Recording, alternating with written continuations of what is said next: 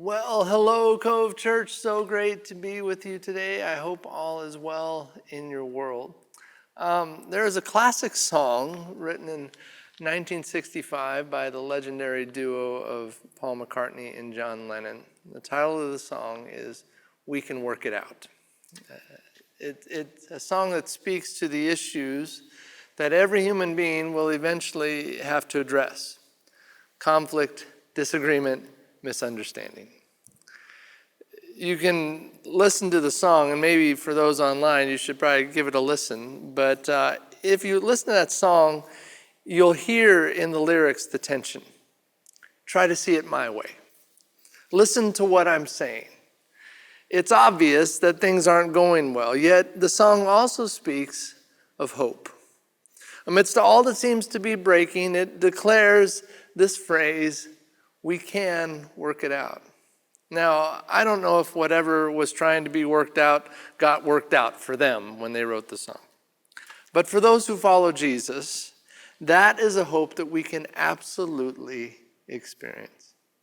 Even amidst broken communication and strained relationship, the presence of Jesus in my life ensures that I can experience one of God's great miracles, the miracle of reconciliation. A miracle that comes into play when we are facing that crucial relationship and we find ourselves saying, we can't work it out. It's too far. It's too hurt. There's too much ugly water underneath that bridge. And I understand those times. And some of us can identify relationships right now that are in that exact place. But the word of encouragement for you is this: regardless of where a relationship is today, Jesus wants to work out a better tomorrow. So for those relationships, and we know we're called to be in, yet we also know a healing is required, this is where we, together with Jesus, can declare this truth that we can work it out. In fact, Jesus would tell us not only can we work it out, but that we should work it out. That's where we begin today on the first installment of our new series called Summer Playlist. It's a series where we're going to take a song that would be a staple on many a road trip, many a summer playlist, and we're going to take a cue from its content to speak to a relational miracle that Jesus wants to do in our life. Because just like that feeling you get when you're cruising down the highway in the summer, the wind is in your hair, and the speakers are cranked to just this side of distortion. It's sunny, it's vibrant, and everything in that moment just feels right. Jesus wants to experience that summer road trip feeling every day. In fact, he promised us that we could. In John 10:10, Jesus says these words: "The thief enters only to steal, kill, and destroy. I came so that they could have life, indeed, so that they could have life to the fullest." That is the series scripture that we will read at the beginning of each of these messages. And it's so important because if there's something that becomes a drain on a full life, it's when we encounter relational brokenness, isn't it?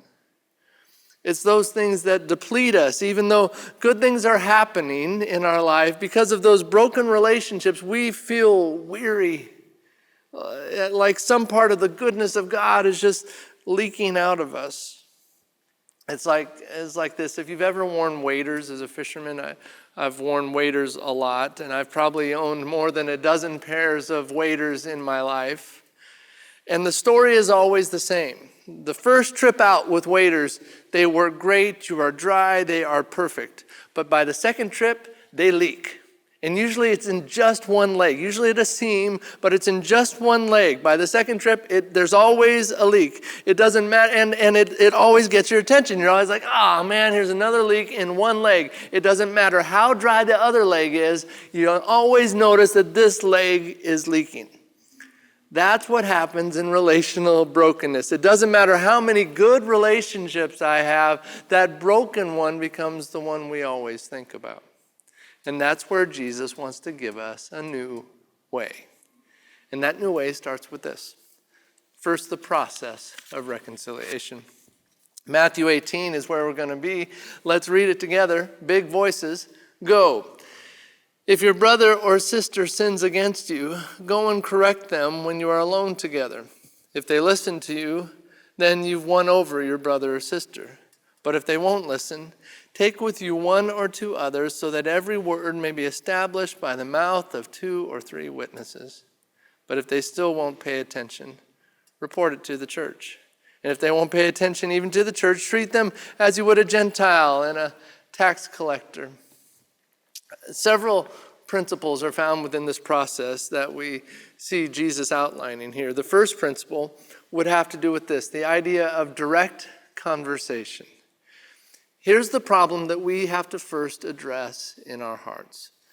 Often, amidst the pain of conflict, what God has given to us as a last resort sadly becomes our first step. Meaning, let's say we're at odds with that other person, we're hurt, we're angry, and in that place, we just skip to the end of the line and we report them to the community. We create distance between ourselves and them and others, and we just make sure everybody knows how wrong they are. Yet that is always the last resort in the process of reconciliation. At times, some of those actions are necessary to create a relational safety for others, but certainly it's not the norm, and certainly it's the last resort. Yet our temptation when we're hurt is to make that the first step. Someone hurts us, what do? We rant about it to others. We make scathing social media remarks. We build our team around us of people that we tell them our perspective so they see it our way, and we say, look what they did. And often those efforts take place before or instead of ever sitting down with that person, eye to eye, knee to knee, and trusting God's process for healing. The goal always is one human being talking to another human being, and that it would be just the people involved doing the talking.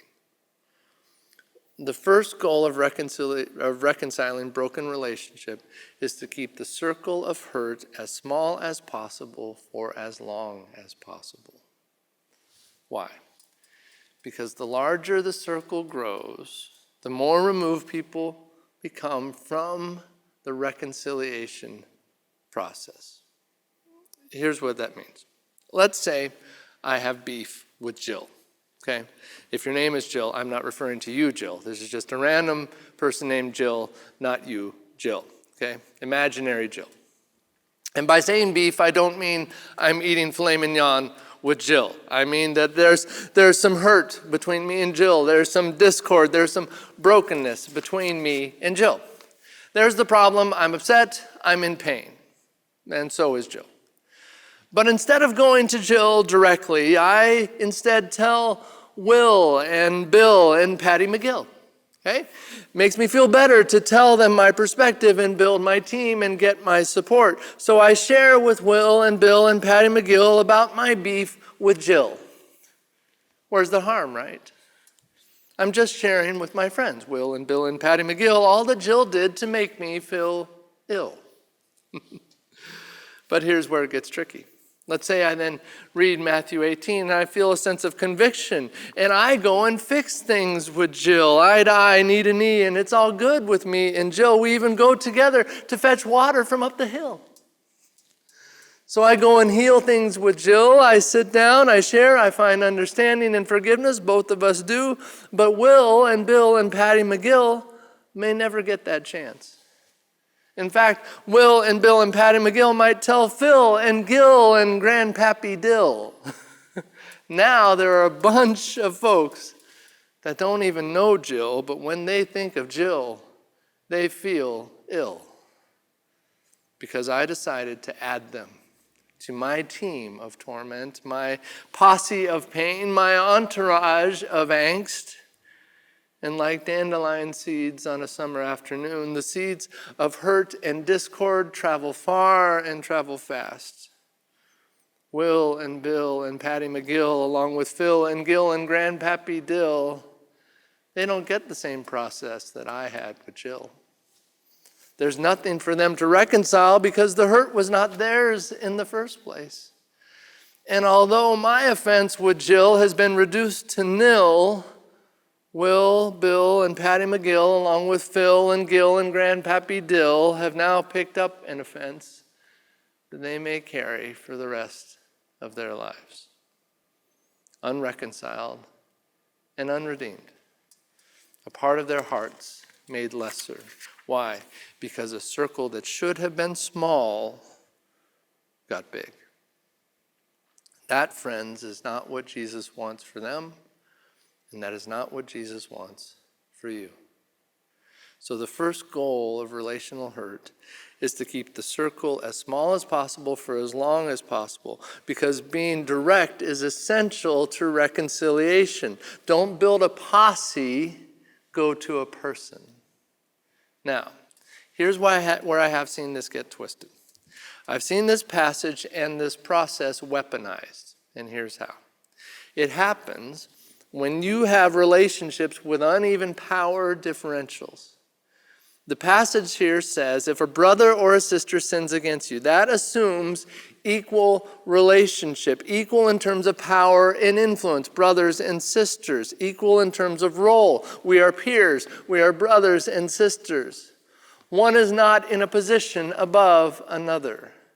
Where this passage gets misused, and I've seen it done in churches, I've seen it done with pastors or with bosses or with leaders or with abusers or family elders.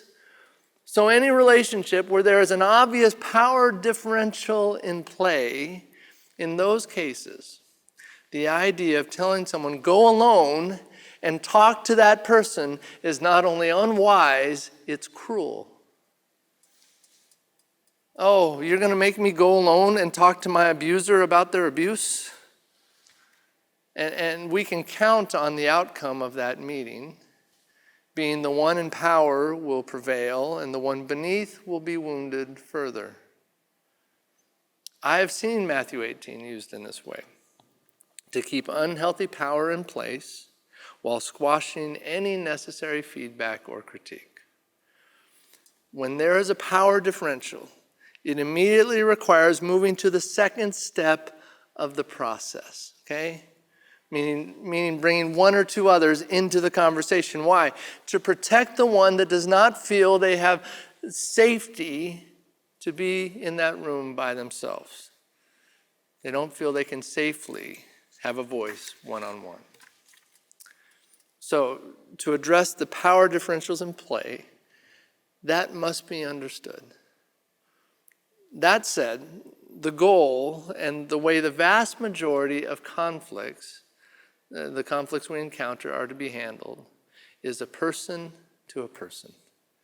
This is how the vast majority of them take place. Brothers and sisters working it out together. The circle stays small, but we must be willing to start there and stay there as long as we can. If that doesn't work, the circle gets bigger. Okay, you add one or two more people. If that doesn't work, there may be instances where a larger community of faith, for safety reasons, needs to be informed. And then if still no reconciliation has been found, there may be a need for some boundaries to be put in place regarding their involvement in the community, their involvement in your life. But what I've found most often is when things go this far, usually those folks have left the community anyway. On rare occasions, you have to help them find a way out. Why? Because of love for the community. Shepherds protect sheep from wolves. And sometimes wolves have to be removed from the sheep pen, which is what we see in the line that in this passage that says, treat them like a Gentile or a tax collector. But here's what's interesting.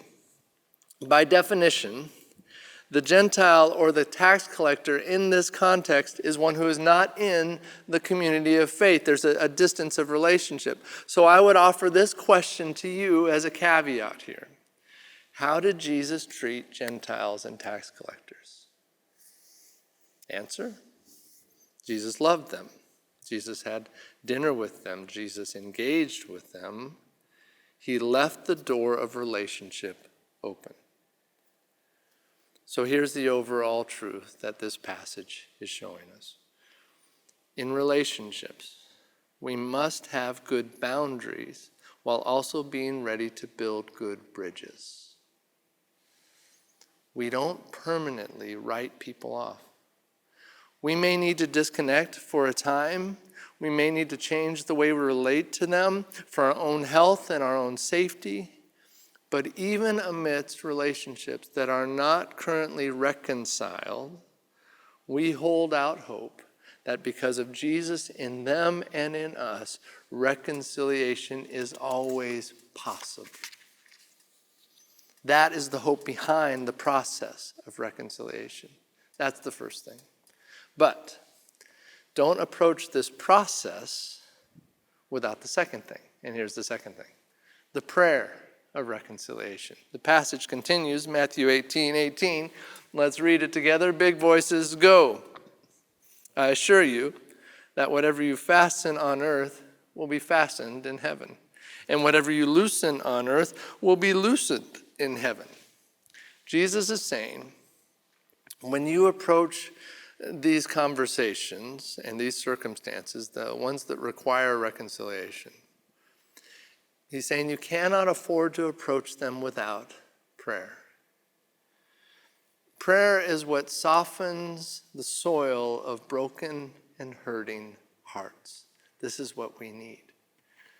I remember years ago at our church in Redmond, there was an event we were decorating for in the sanctuary, and it was kind of a maritime theme, and there was these big barrels at a secondhand store that was down the street that would be perfect for the decor of the stage. And our decorating team said, we went to that secondhand store and we asked about these big barrels and if we could borrow them, and the lady was like, no way, you can't do that, and she was a little bit short with them, maybe even a little bit mean with them.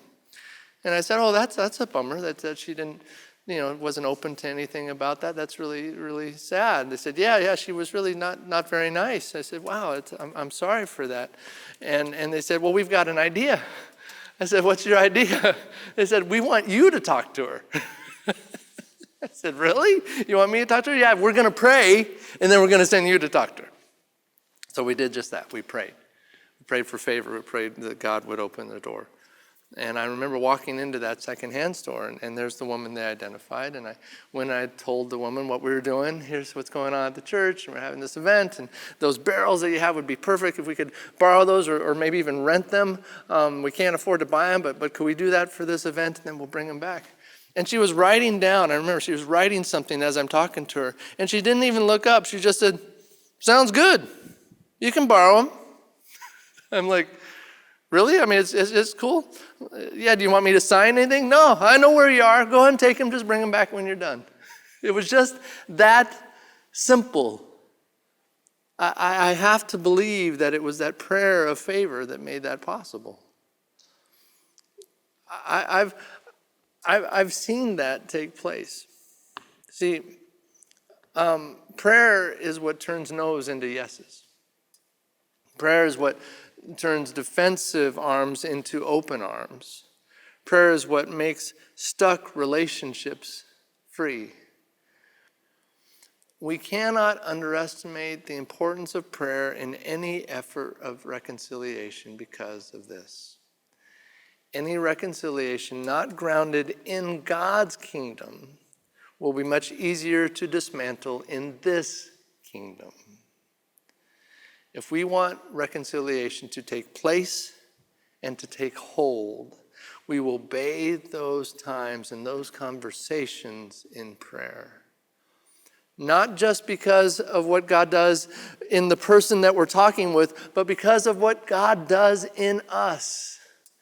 See, I have yet to see the problem between two people or in a circumstance where one person is 100% wrong and the other person is 100% right. I've yet to see that take place. Now, I've gotten close with Paula a couple of times. I've probably been 98% wrong a couple of times with Paula, right? But it's never 100%. I've seen some circumstances that it is obviously mostly one person's fault. But blame never falls on just one person. There's always room for both to grow, which means for true reconciliation to happen, we get to pray in a very specific way, and here it is. In the prayer of reconciliation, we are asking Jesus to correct both the heart of the one we are at odds with and the heart within us. Too often, we approach these conversations without first allowing Jesus to address the bitter places of our lives, places that need correction in us.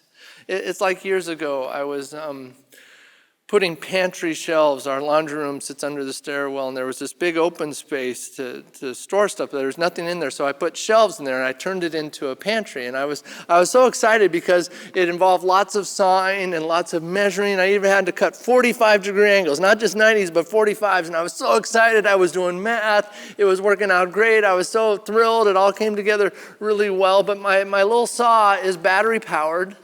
And the blade was fairly old, not super sharp.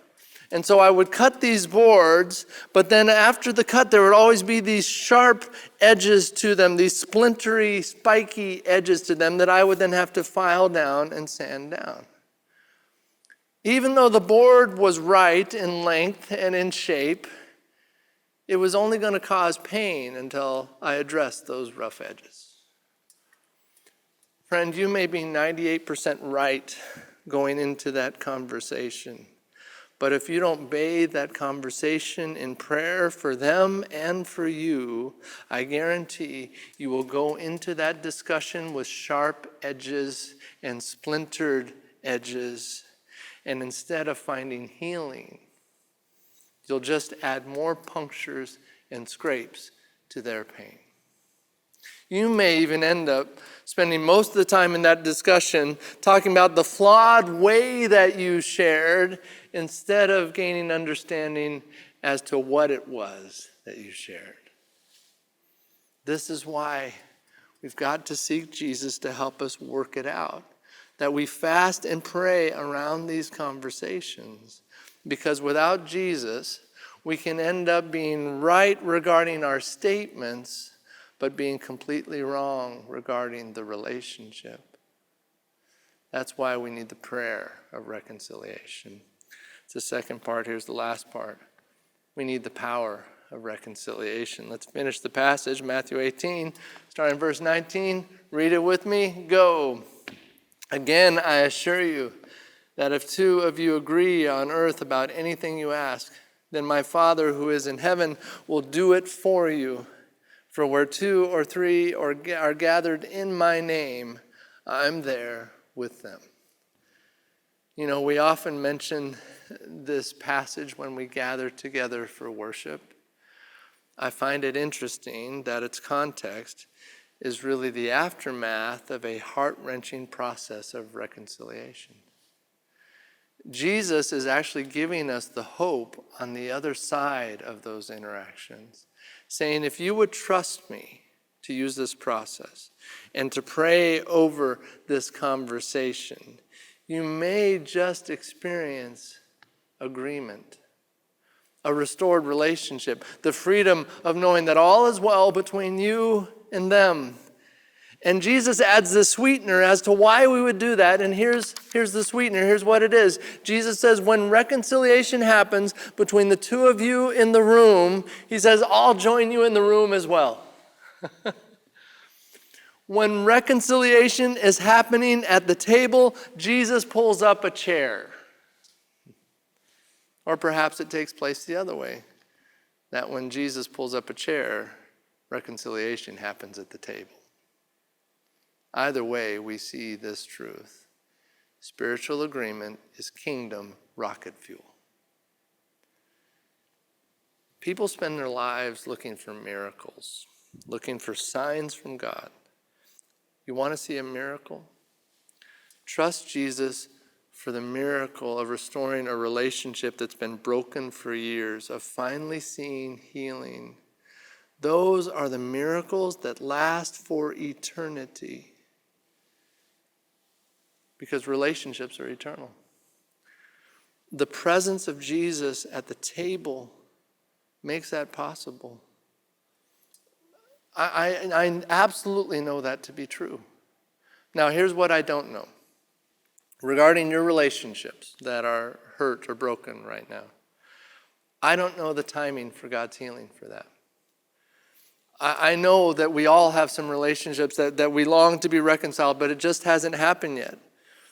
But I do know that Jesus would tell us once again, don't close the door, don't give up. Keep persisting in prayer regarding that. Additionally, I don't know which of your relationships require healthy boundaries as part of God's healing. Again, this is where we need to pray for wisdom and to walk in God's power. But the great thing about boundaries is that when things get healthier, boundaries can move. They can change. And the presence of Jesus reminds us that change is always possible.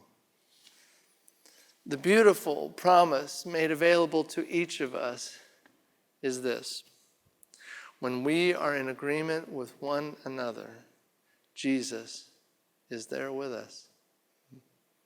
And the outcome of that agreement is the promise here that there is power then in our prayers. The prayers that come out of our hearts in that moment are powerful. God says, anything you ask in that moment, I will do. Now, this doesn't mean God is a genie that suddenly, we got 3 wishes. We worked out this relationship, and now I can wish for anything I want.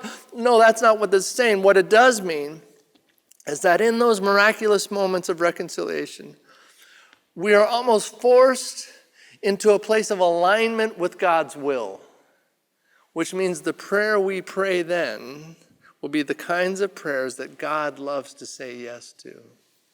Prayers that are actually in accordance with God's will. That's the power that comes out of reconciliation. That we experience God's kingdom come on earth as it is in heaven. That's the power of reconciliation. With that, I will wrap up with this. Years ago, we were youth pastors at the time, and at that summer we were running the camp that was going on for our movement of churches. And just prior to the camp, the few months prior, there was a key couple on my youth staff, and through a variety of reasons, I had to ask the wife of the couple to step away from her role on the team, to take a break, to step away for a season. Now, much of that I would do differently, and I later apologized for the process around those things. At the time, it was difficult, but it was also necessary, but it wasn't done very well. But I remember her husband, who was a friend of mine, being so hurt. He was coming to the camp, but all this had taken place just prior, and he was so hurt about that event. And this was a dear friend of mine for many years. And I remember just hating that feeling of tension, that feeling of distance. Like for the whole week, it was like I felt like I was holding my breath. Eventually, towards the end of camp, we were able to get some time, and really under the Spirit's leading, we talked it through. And we were able to find reconciliation. And I can only tell you that in that moment, when forgiveness was given and understanding was achieved, it was like something was lifted from my eyes, where even the way I perceived that beautiful campground was different. The flowers were more colorful, the bird songs were more beautiful, the breeze through the pine trees smelled pinier. It was like all week everything had been muted and dimmed until we could finally work it out. But when we did, it felt like the world came alive. Now, there was obviously other healing that would take place over the years in my relationship with her, his wife, and then with them as a couple, and thankfully all that took place as well. But I can still remember the freedom found in that moment of reconciliation. And it's helped me to have that same hope for the moments of reconciliation that continue to be required in my life. Those moments that require that same miracle. That is a miracle that Jesus desires for each and every one of us. That's a miracle that Jesus desires for you. So if we would decide today, I'm going to lean into God's process of reconciliation. I'm going to bathe that process in prayer. And then I'm trusting that I will experience God's power in reconciliation. If we would do that, a lot of things begin to change. And a summer playlist song will begin to have far greater meaning when we discover that with Jesus in our lives, we can most definitely work it out. Let's pray.